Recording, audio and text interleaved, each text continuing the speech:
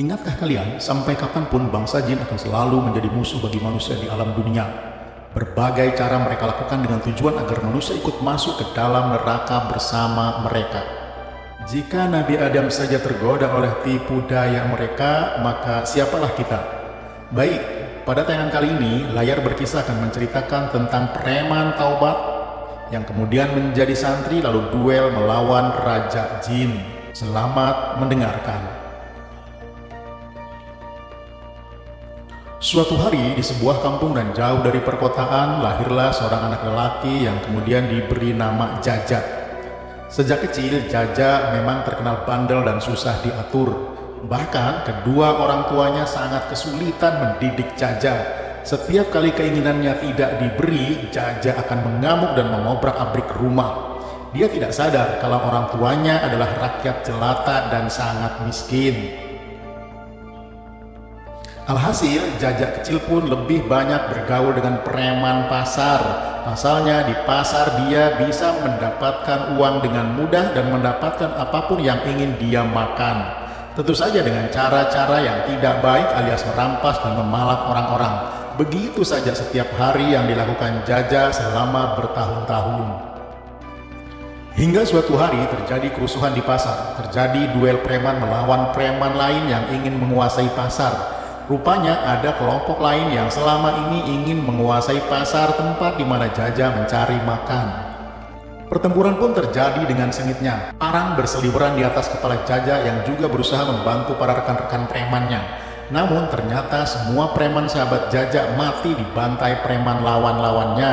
Tinggallah Jaja yang masih terkapar dan ia memilih untuk berpura-pura mati. Saat semua preman yang membantai teman-teman Jaja sedang lengah, Jaja pun memanfaatkan untuk kabur dengan cara meloncat ke sungai yang arusnya sangat deras sehingga mustahil bagi Jaja untuk selamat. Setelah beberapa hari terapung di sungai, Jaja kemudian ditolong oleh warga. Jaja yang ingin membalas dendam lalu menanyakan adakah orang hebat yang bisa mengajari dirinya ilmu kesaktian. Ternyata warga itu mengatakan kalau di kampungnya ada orang yang kaya dengan banyak ilmu. Singkat cerita, berangkatlah si Jaja ini ke tempat yang dituju. Ternyata tempat tersebut adalah pesantren tradisional yang berada di tepi hutan. Alhasil, Jaja pun mengatakan maksud dan tujuannya datang ke tempat tersebut. Mendengar cerita Jaja, kiai pesantren itu hanya tersenyum. Jaja pun akhirnya diterima mondok di sana dan diberi amalan agar dia menjadi orang sakti. Hampir setiap malam, Jaja selalu membacanya dengan harapan dia bisa membalas dendam atas kematian rekan-rekannya di pasar. Hingga tibalah Jaja mendatangi kiai dan meminta agar tubuhnya dites kekebalan. Benar saja, setelah Jaja membaca mantra amalan pemberian sang kiainya itu, tubuh Jaja tidak mempan senjata tajam. Jaja bangga bukan main karena sekarang tubuhnya sudah kebal. Keesokan harinya Jaja pun pamit pulang. Kiai yang tahu Jaja hendak kemana dan mau melakukan apa, mengizinkan Jaja pulang dengan memberi wasiat agar amalan itu selalu dibaca setiap selesai sholat. Jaja yang sudah merasa mendapatkan kesaktian pun berjanji akan memegang perintah sang kiai.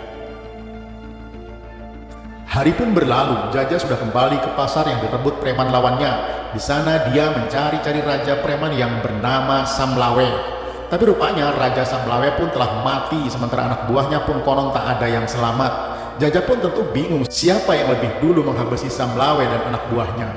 Jaja pun akhirnya mencari tahu dan dia pun mendapatkan informasi ini. Rupanya di kota itu ada seorang raja bernama Raja Salmun yang sedang mencari menantu untuk anaknya yang bernama Sukesi. Sukesi ini sangat cantik dan mempesona, siapapun yang memandangnya pasti langsung jatuh cinta di pandangan pertama. Tubuh Sukesi tinggi semampai, sementara kulitnya sangat putih. Pesona Sukesi kian merona jika ia sudah menggeraikan rambutnya yang hitam, panjang dan bergelombang. Tapi sayangnya, siapapun yang menikah dengan Sukesi, pagi harinya dia akan mati mengenaskan. Sudah banyak lelaki yang menikahi Sukesi dan semuanya bernasib tragis. Termasuk juga bos preman musuh Jaja yang bernama Samlawe. Konon Samlawe yang merasa jagoan akhirnya tewas mengenaskan setelah menikahi Sukesi. Anak buah Samlawe pun yang penasaran satu persatu mengajukan diri menikahi Sukesi. Namun mereka pun tak ada yang selamat. Semuanya mati mengenaskan dengan tubuh gosong dan penuh luka-luka sayatan yang mengerikan. Jaja yang mendengar itu kemudian penasaran bukan main. Dia pun lalu mendatangi Raja Salmun dan mengatakan keinginannya menikahi Sukesi, anak sang raja. Apalagi setelah ia melihat sendiri kecantikan Sukesi, Jaja pun semakin bersemangat untuk maju menjadi kandidat suami Sukesi. Singkat cerita, Jaja pun pulang dan meminta agar kedua orang tuanya mengantarkannya ke acara pernikahan Jaja dengan Sukesi, putra Raja Salmun. Mendengar nama Sukesi disebut, kedua orang tuanya meminta Jaja membatalkan rencananya. Rupanya kabar tentang suami-suami Sukesi yang mati setelah menikahinya sudah terdengar pula di telinga ibu bapak Jaja. Namun Jaja tetaplah Jaja yang dulu meski sekarang dia sudah menjadi santri. Dia tetap memaksa ingin menikah dengan Sukesi.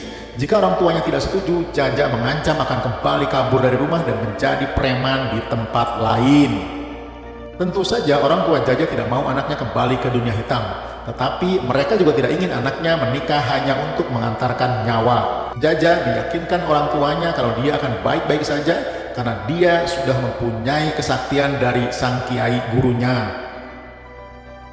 Alhasil pernikahan Jaja dengan Sukesi pun dilakukan di rumah Raja Salmun dengan sederhana. Setelah acara selesai, orang tua Jaja pun pamit menitipkan anaknya kepada Raja Salmun. Mereka memeluk Jaja dengan sangat erat sambil menangis karena mereka merasa itu adalah pertemuan yang terakhir dengan sang anak. Sementara Jaja sendiri mengatakan kalau dia akan baik-baik saja. Malam pun tiba, Sukesi sudah berada di dalam kamarnya yang kembali dihiasi bunga-bunga yang ditaburi wewangi-wangian. Tetapi dia tak juga melihat Jaja masuk ke dalam kamarnya. Padahal biasanya setiap lelaki yang menikahinya, mereka langsung masuk ke kamar dan memintanya melakukan adegan sebagaimana yang biasa pengantin baru lakukan. Tapi anehnya, suaminya yang satu ini berbeda dengan yang lain. Sukesi pun memutuskan keluar kamar dan mendapati suaminya sedang duduk membaca amalan dari sang kiai di depan kamarnya. Sukesi pun tersenyum melihat suaminya yang sekarang sangat soleh dan rajin beribadah. Dia pun memilih menunggu di dalam kamar sambil terus berdandan agar suaminya semakin senang. Rupanya Jaja yang ada di luar kamar mulai merasakan ada energi negatif yang mendekatinya. Jaja yang sejak tadi tertunduk perlahan mengangkat wajahnya dan benar saja tepat di depan matanya nampak sosok mengerikan telah berdiri di depannya. Dialah Raja Jin yang selama ini membunuh para lelaki yang hendak melakukan malam pertama dengan Sukesi. Jin itu pun langsung mengatakan kalau dia adalah Raja Jin, suami sah Sukesi satu-satunya.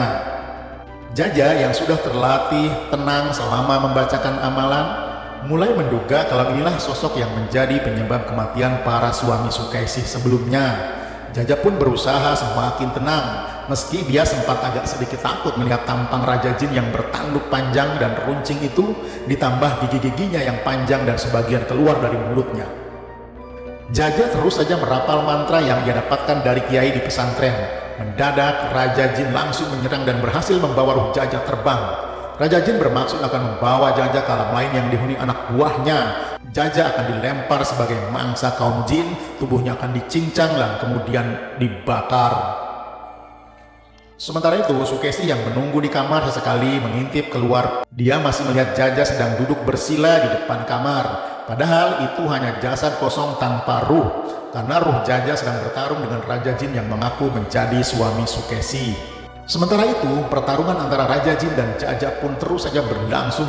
Rupanya Jaja ini tidak mudah dikalahkan. Jaja mampu melayang dan melawan Raja Jin tersebut. Seketika pertarungan antara keduanya pun terjadi dengan sengit di alam lain di atas awang-awang. Hingga tibalah pertempuran mereka di sebuah dimensi lain di atas langit. Jaja tidak tahu itu ada di mana. Yang jelas dia mendadak mendengar suara gurunya yang sedang berzikir. Sang kiai melantunkan kalimat La haula wa la quwwata illa billahil aliyyil azim. Sang kiai membacakan kalimat la haula wala itu dengan suara menggema dan sangat menggetarkan. Akibatnya Raja Jin itu pun mendadak tersentak dan terjengkang. Jaja melihat Raja Jin mulai sempoyongan. Dia terbang namun terlihat sangat lemas dan tak bisa mengendalikan diri sendiri. Hingga kemudian Jaja dan Raja Jin pun kembali ke rumah Sukesi, tepatnya di dekat tubuh Jaja yang sedang duduk bersila memegangi tasbih kayu. Raja Jin yang sudah tak mendengar zikir itu kembali bangkit dan hendak menyerang Jaja. Namun Jaja langsung membacakan zikir yang sama. Dia membacakan kalimat la haula wala quwata illa billahil aliyyil azim, lalu meniupkannya di kedua telapak tangan Jaja.